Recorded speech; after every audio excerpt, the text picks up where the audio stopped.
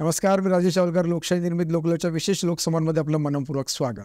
बंधन आणि ते सुद्धा रक्षाबंधन. कसं आहे, या शब्दातच आपल्याला असं जाणवतं की बहीण भावाचं जे नातं आहे ते नातं किती पवित्र आणि ते कसं बंधनात कायमस्वरूपी राहावं यासाठी असलेला हा रक्षाबंधन सण, हा त्योहार हा कशा पद्धतीने साजरा केला जावा हे सगळं जाणून घेण्यासाठी आज आपण आपल्या लोकलच्या स्टुडिओमध्ये आमंत्रित केलं आहे शिप्रा दिदी जुवेकर यांना. शिप्रा दिदी या मूळच्या अयोध्याच्या राम जन्मभूमी अयोध्या इथल्या शिप्रा दिदी आज आपल्या जळगावमध्ये सनातन संस्था जळगावच्या त्या प्रवक्त्या आहेत. पूर्ण वेळ कार्यकर्त्या म्हणून सध्या जळगावमध्ये कार्यरत आहेत. आपण त्यांच्याकडनं जाणून घेणार आहोत रक्षाबंधन. सुरुवातीला रक्षाबंधन हे याची पुरातन, त्याची हिस्ट्री काय आहे, त्याचा इतिहास काय आहे, कधीपासून हा रक्षाबंधन सुरू झालं हे आपण सुरुवातीला त्यांच्याकडनं जाणून घेऊया. जी राजेश जी, रक्षाबंधन त्यौहार के बारे में ऐसा बताते हैं कि बहुत पहले जब भी बलि राजा था तो उनसे प्रसन्न होकर भगवान श्री विष्णु उनके पास अर्थात पाताल में रहने के लिए चले गए थे. तो फिर जब वो पाताल में चले गए तो बहुत वर्ष बीत गए. तब माता लक्ष्मी जी इन्होंने बलि राजा को रक्षाबंधन बांधा, उन्हें भाई बनाया और उनसे फिर विनती की कि नारायण जी को पाताल से मुक्त किया जाए. तो इस प्रकार से एक कथा मिलती है. साथ ही साथ और एक बात ऐसी रहती है कि एक बार जब भी इंद्र जी युद्ध कर रहे थे दैत्यों से, तो बहुत सालों तक उनका युद्ध चला. अभी हमारे लिए साल और उनके लिए दिन ऐसे रहता है.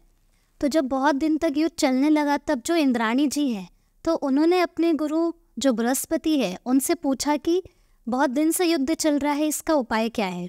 तब बृहस्पति जी ने बताया कि आप आपके पातिव्रत्य बल का उपयोग करके यदि इंद्र के दाएं हाथ की कलाई पर एक धागा बांधते हैं तो इंद्र को बल मिलेगा और वो अवश्य जीतेंगे.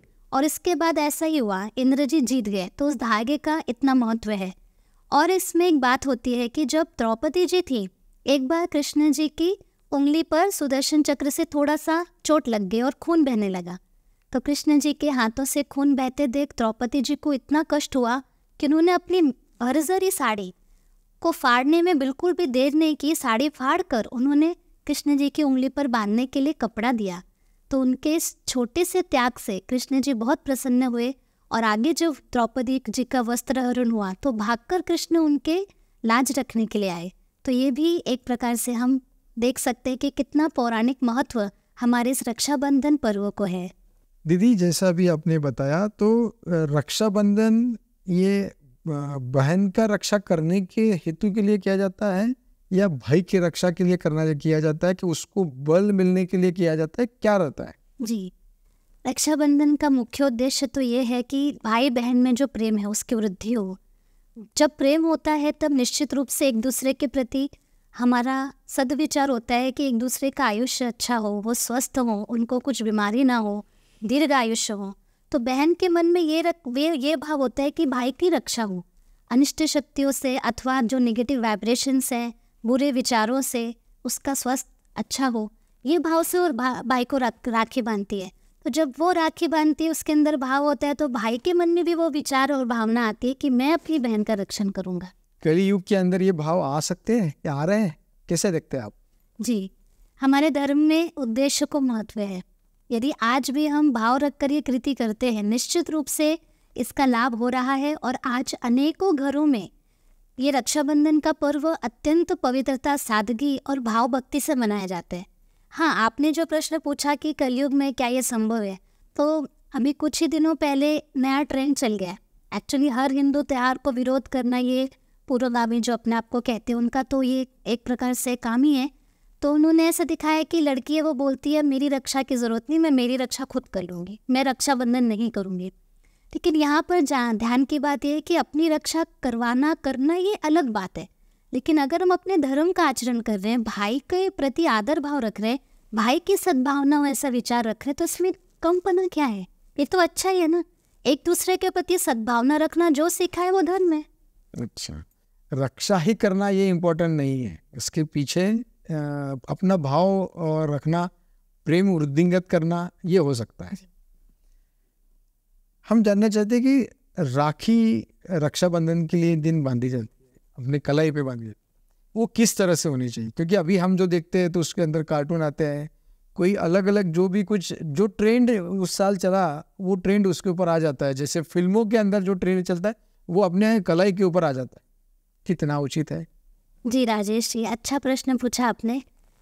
हम देखेंगे कि हमारा जो ट्रेडिशनल है, यानी जो वास्तविक में राखी क्या होती है, तो सफ़ेद सूती वस्त्र में धुला हुआ स्वच्छ वस्त्र हो, उसमें हम श्वेत रंग के अक्षत डालते हैं, चावल डालते हैं, उसकी छोटी सी पोटली बनाते हैं और रेशम के धागे से वो बांधते हैं, और फिर वो रेशम का धागा पोटली सहित भाई की दाईं कलाई पे बांधा जाता है।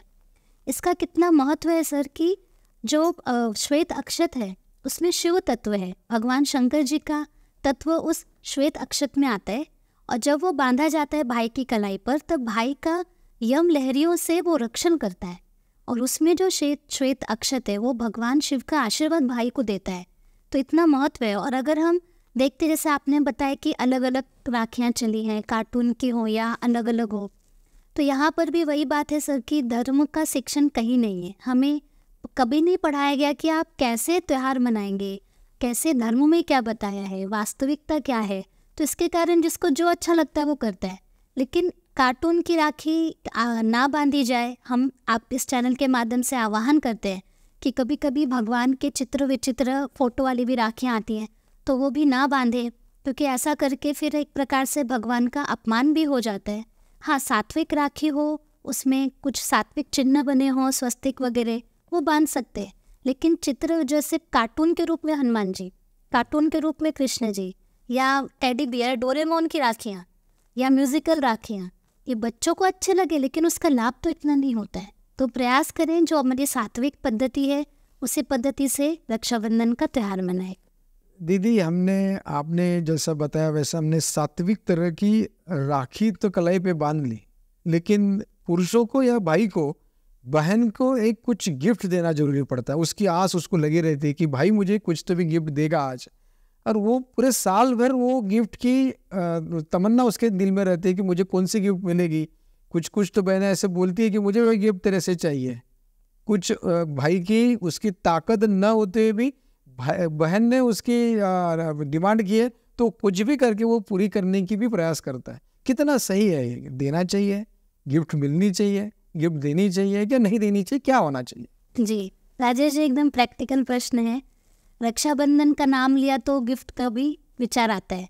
इसमें अगर हम अध्यात्म की दृष्टि से देखें तो गिफ्ट लेना और देना, इसमें हमारा लेन देन भी बढ़ता है। और क्या है ना, मैं रक्षाबंधन बांध रही हूँ क्योंकि मेरे भाई से मुझे ये गिफ्ट मिलना चाहिए, तो इसमें फिर भाव नहीं रहता ना, इसमें अपेक्षा आ जाती है, हमारा दोष बढ़ जाता है, फिर एक प्रकार से व्यापारीकरण हो जाता है। तो वहाँ पर निश्चित रूप से जो सात्विकता कम होती है, उसका लाभ हमें नहीं मिलता।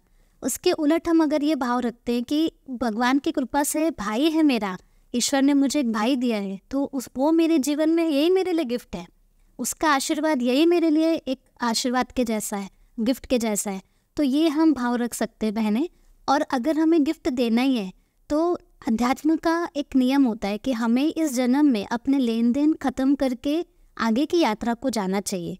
तो इसकी दृष्टि से जो सात्विक चीज़ें हैं वो अगर हम एक दूसरे को गिफ्ट देते हैं, भाई अगर देता है, जैसे समझिए सनातन संस्था कुछ ग्रंथ का प्रकाशन करती है जिसमें हम धर्म का आचरण कैसे करें, अपने स्वभाव दोष कैसे दूर करें, ईश्वर की उपासना कैसे करें, या अन्य लव जिहाद के विरोध में ग्रंथ है।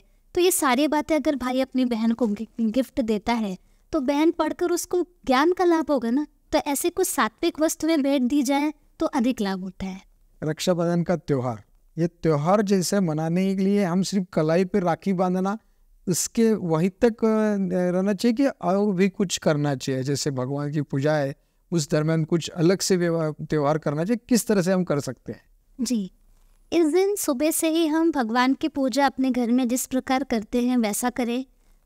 नहाकर अच्छे सुंदर या नए वस्त्र भी पहने, फिर भाई को घर पर जाएं या भाई को बुलाएं। ऐसे अभी तो समाज जैसा सबको सही लगे वैसा वो कर सकते। जाने के बाद भाई को हम तिलक करते हैं, तिलक के बाद उसकी हम आरती उतारते हैं, आरती उतारने के बाद रक्षाबंधन करते हैं।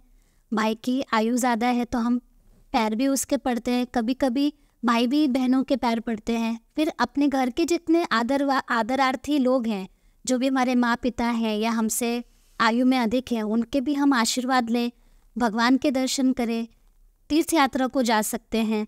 और सबसे महत्वपूर्ण बात, रक्षाबंधन करते समय भाई और बहन प्रार्थना कर सकते हैं।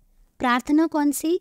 कि ये भगवान, आप हम दोनों भाई बहनों को राष्ट्र और धर्म की रक्षा करने के लिए शक्ति दीजिए। हमारे हाथों से सद्कार्य हो, हमसे साधना हो और हमें ईश्वर की कृपा प्राप्त हो। ऐसी जब प्रार्थना करते हैं तो रक्षाबंधन के त्यौहार का हमें अधिक लाभ मिलता है। खूप खूप धन्यवाद. राखी, रक्षाबंधन हे कशा पद्धतीने आपण केलं पाहिजे हे आपल्याला शिप्रा दीदीने या ठिकाणी खूप अतिशय सोप्या भाषेत समजून सांगितलेलं आहे. मी आपल्या साऱ्या दर्शकांच्या वतीने शिप्रा दीदींचे या ठिकाणी मनापासून धन्यवाद व्यक्त करेल आणि थांबेल. मात्र आपण पाहत आहात लोक लाईव्ह तुमच्या मनातलं. नमस्कार.